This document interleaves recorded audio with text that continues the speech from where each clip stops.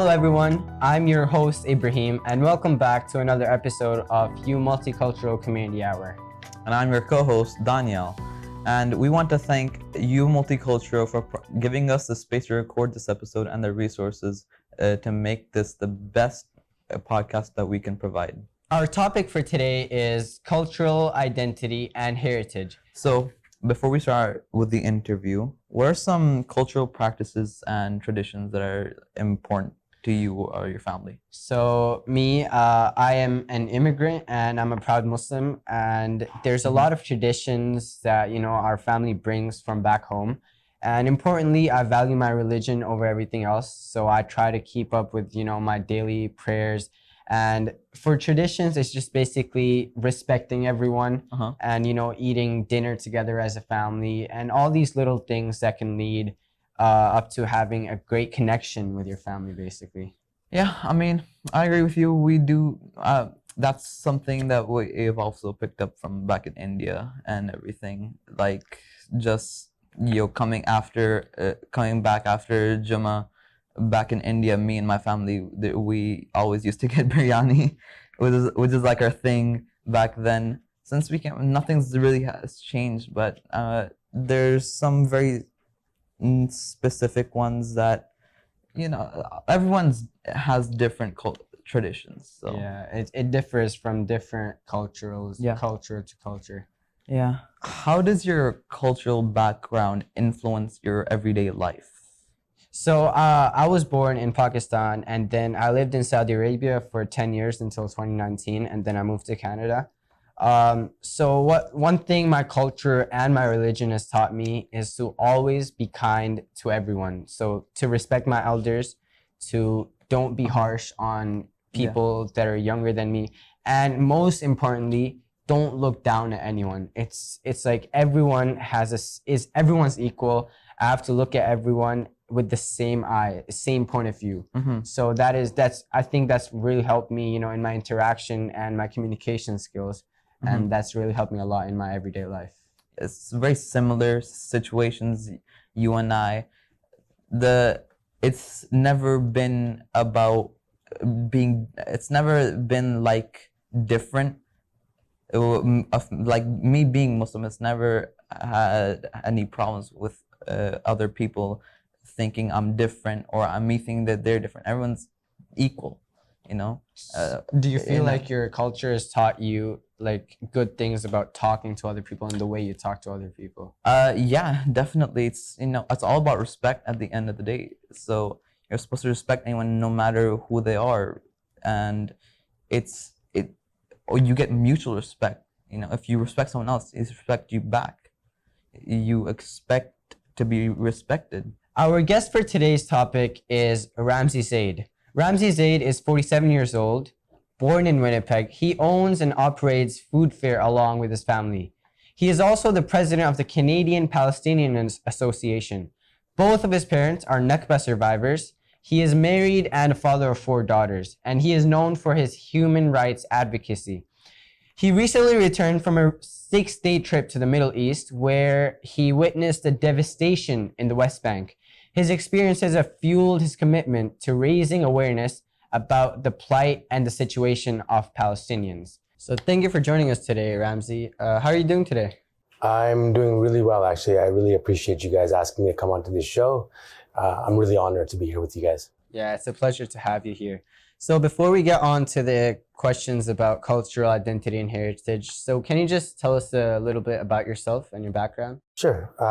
So obviously, you guys know my name is Ramzi Zaid. I'm the president of the Canadian Palestinian Association in Manitoba. I've been the president for almost 6 years now. I'm a father of 4. I have 3 brothers and sisters. My family owns food fair, and that's what I do on a full-time basis. We run a grocery store when I'm not doing the association work. All right. That's great. So now moving on to the questions. The first thing that I've got to ask you, so as you mentioned, you are the president of the CPAM, so Canadian Palestinian Association of Manitoba. So what are some initiatives that you've taken to help the situation of the Palestinian people? So normally what we do is we bring the community together it was more of a social association organization. We bring them together through food, through dance, through different cultural events.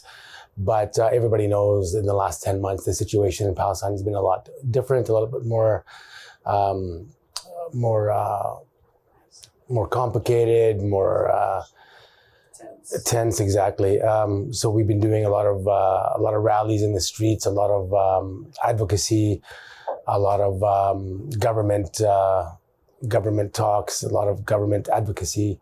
So to try to get some peace for the Palestinian people and the Muslim people in general. So, as you said, you had on those initiatives. Every one of those surely came, at least some of them came with a challenge.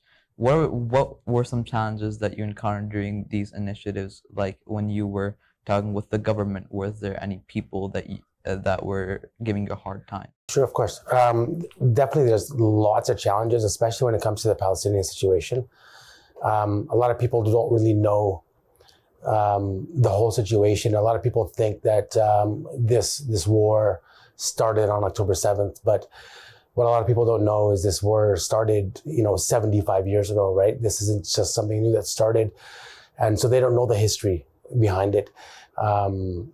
They don't know that Palestinian people have been struggling for 75 years, fighting for their land, fighting for their dignity, their humanity, and for equal rights, right? So it's been a long time of trying to educate our government and trying to teach them. A lot of them have been really reluctant and fighting against it because they don't know the history. This is different than what they've been learning. So that's been a big struggle and a challenge.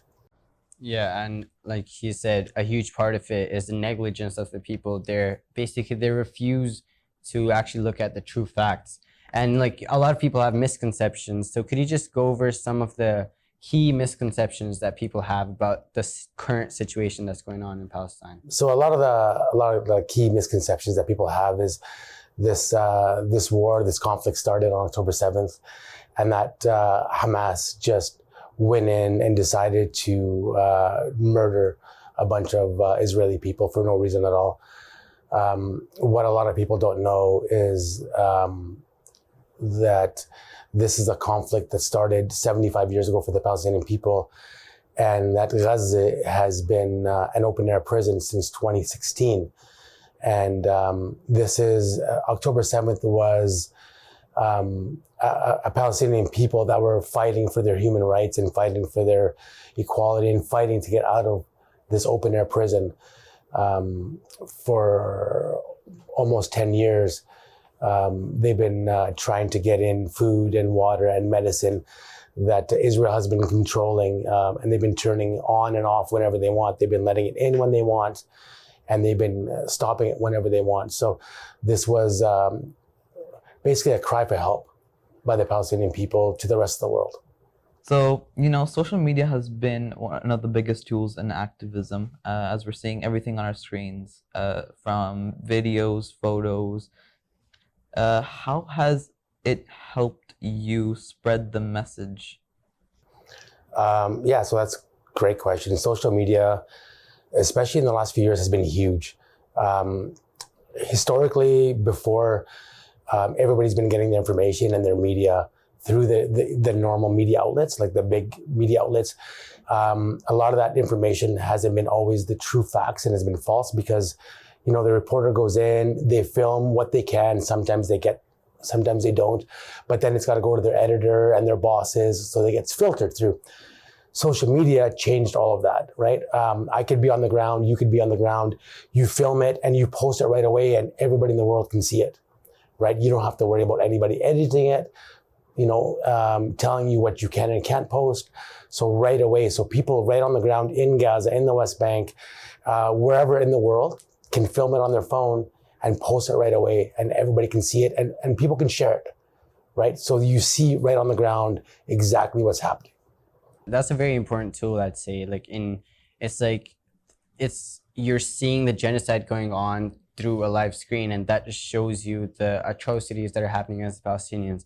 So moreover, personally, how do you feel about the attacks that have been going on in Palestine for a lot of years, and how has the media's focus on this genocide impacted you? The attacks on Palestine honestly have been ongoing. The media, a lot of the major media outlets are owned by a lot of our Zionists or Zionist-friendly groups, right? So they try to spin it and make it look like it's the Palestinians' fault or the Muslims' fault. They make us look like the bad guys, or it's our fault, or we're a terrorist organization or a terrorist group. But we see exactly what's going on, right? We see the truth. We see what Israel is trying to do to the Palestinian, and not just the Palestinian people, but the Muslim people in general, right? You see them they're attacking Lebanon now. They're attacking Iran. They're attacking Yemen. So anyone who tries to speak up, anybody that tries to speak up against Israel is being attacked. They're being slandered. Even the Western world is going against them, right? But we can't stop. We have to keep going, and we have to let the people know exactly what's happening, right? What the truth is. So you've been advocating for this cause for a long time, and as you know, sometimes it can lead to backlash. And we heard that you were sent some threats and some hate speech for advocating these. So how did you deal with those? So, I mean, everybody knows, there's always going to be haters out there, right? So if you don't have any haters, that means you're not doing something right. There's always, whenever you speak up, people are going to try to silence you. So in the last 10 months, we've been doing rallies, we've been advocating, we've been emailing and talking to our politicians and our leaders. And yes, so we've been getting a lot of backlash. I've been getting a lot of backlash myself. So I've been getting emails and phone calls and text messages on social media, on my personal phone of different threats and death threats and that kind of stuff. But it's concerning. We've been reporting everything to the police. We've been reporting it all to our politicians. I would say 90% of them are just trying to silence us. Mm-hmm. We're not going to be silenced. We take it seriously. We're always looking over our shoulders to make sure that everybody's safe. But they're just trying to silence us, and we're not going to be silenced, right? I mean, it's going to take a lot more than a phone call or a text message to silence us, right? I mean, so they can try, but it's not going to work. So, sometimes if you look at these threats and all this backlash, it can sometimes be looked at positively too. Have you ever used this backlash has it ever motivated you to push even more towards your cause? The more negative feedback I get, the more death threats I get, the more I know that what I'm doing is right. Because when I'm trying to educate people, when I'm trying to talk to politicians about what's really happening, the people that are doing it aren't going to like it. So they try to silence you. So the more negative feedback we get, the more we know we're doing something right, the more it fuels us to keep going, right? Just keep pushing. To keep going. And, the more we see people in Palestine and Palestine going through what they're going through and they're not stopping, tells us that we have to keep going also. In advocacy work, you hit big milestones here and there. So what are some of the win situations that you feel that you won? So what are some situations which you felt everything went right? So we haven't had any huge wins, but I mean, every little win counts, right? So for the longest time, our prime minister wouldn't call for a ceasefire. Mm-hmm. For the longest time, the international court wouldn't call what's happening a genocide. So we kept on pressuring our federal government, not just myself, but everybody in the community in Winnipeg and across Canada, the Palestinians, the Arabs, the Muslims were emailing our politicians. They were talking to their politicians. For the longest time, we wouldn't allow our politicians into the masjid, right? Because they were just coming in for a photo op. A lot of these pressures were felt Finally, they called for a ceasefire. Finally, they're calling this a genocide. Finally, the International Court is calling this a genocide. Finally, they're calling for Netanyahu to be arrested, right? So these are all, even though they might not be acted on, they're still being said, in mainstream media. So these are all huge wins for us, even though they're still small and they might not be acted on. They're huge, right? There's never before have been said publicly. So yeah, every small thing basically can go a long way. Definitely. So everyone has their own thing, their own passion, and they usually find that passion from past personal experiences and deeply withheld beliefs. So for you personally, what caused you to advocate for your homeland and protect your cultural beliefs? Well, for me, obviously, like you guys said earlier, and I was born in Winnipeg. Half of my brothers and sisters were born here. Half of us were born in Palestine. I was raised there when I was young. I lived there for about 4 years. And then throughout my whole life, every year or 2 years, I always go back there for at least a month at a time to visit family and friends there. A lot of what my parents have gone through, a lot of what I've gone through, a lot of what my family has gone through in Palestine has fueled me.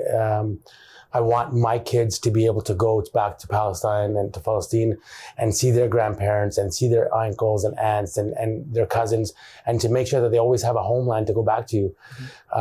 Jerusalem, we have Al-Aqsa there, right? We need to make sure that that's there for everybody to go and visit whenever they want to, not just for Palestinian people, for the Muslim people, right? That's the third holiest site for Muslims. Yeah. And it must be available for anybody to go and visit whenever they want. I agree with everything you just said. The Muslims, everyone needs to stick together. We're all brothers. Definitely. We're stronger together, right? Yeah. And everyone needs to know their roots, like where they came from. Absolutely. This is not just a Palestinian fight, this is a Muslim fight, right? Rewinding back a bit, every journey has a beginning. So everyone begins somewhere in their life. So could you tell us when did your advocacy work begin? So, I think I could probably say I've probably been advocating for Palestine probably most of my life, right? Hearing stories from my parents, from my grandparents, from my aunt. Both of my parents are Nakba survivors.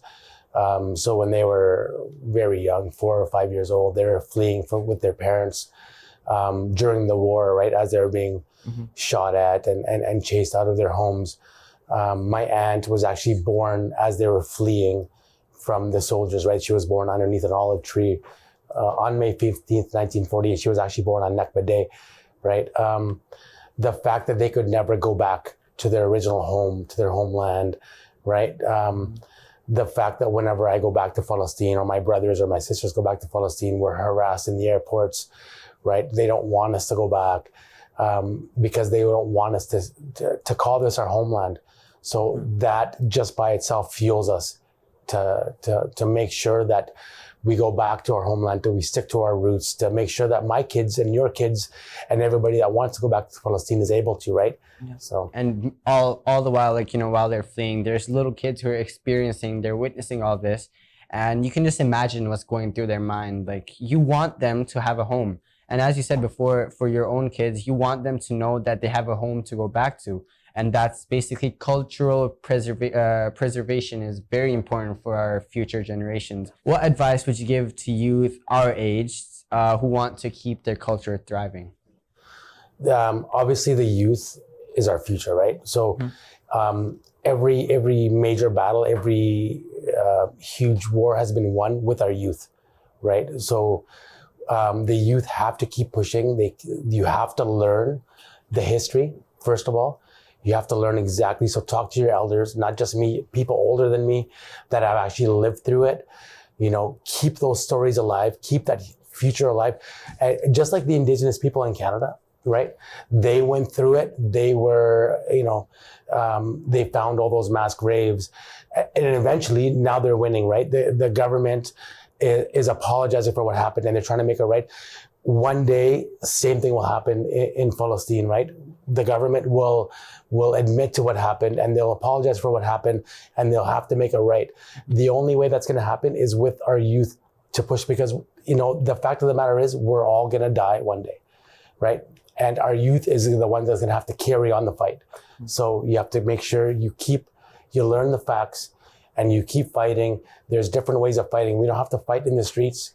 You keep talking to your politician. You tell your friends about it. Yeah. You tell your teachers about it. You tell your children about it. And that's what you got to keep doing.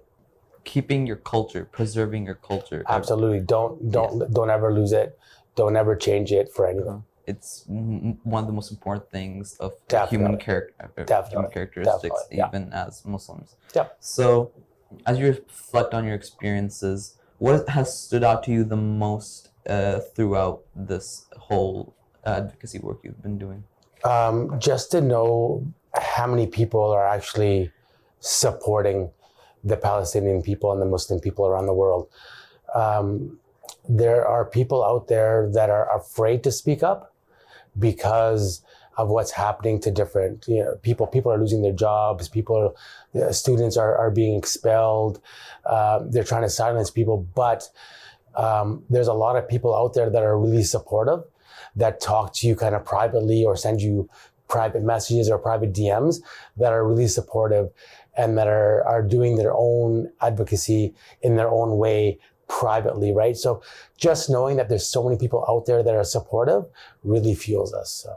Thank you so much, Ramzi, for coming in here and talking about a very, heavy topic. It takes a lot of courage, to talk about these type of things, and it's usually people get emotional about this, and this especially is a topic that needs a lot of awareness. So especially for me as a youth, I'm really glad that I had an opportunity to talk to you, because I've been put in situations where my friends, non-Muslim friends, have asked me, why do you think Palestine should be free? Like, what's your opinion on this? So now, I can bravely defend Palestine with all my heart, and I can give them all the reasons. I can correct their misconceptions. So that is one thing, that everyone should need, and teaching everyone, starting from the youth to the elders, that is how it will all work. So thank you so much for talking You're to welcome. us today. Thank you for having me today. So thank you very much again for having me here today.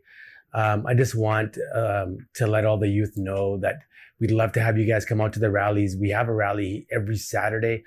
And like I said, the youth is our future. So if you guys could come out, bring your friends, bring your family, as many people as possible, because we are stronger together. And when we have numbers, people listen to us. So as many times as you can come out with as many people, we'd greatly appreciate it. Thank you so much for coming here. And that is it for our episode of this episode of Community Hour. We thank you for watching, and be sure to watch the next episode next week.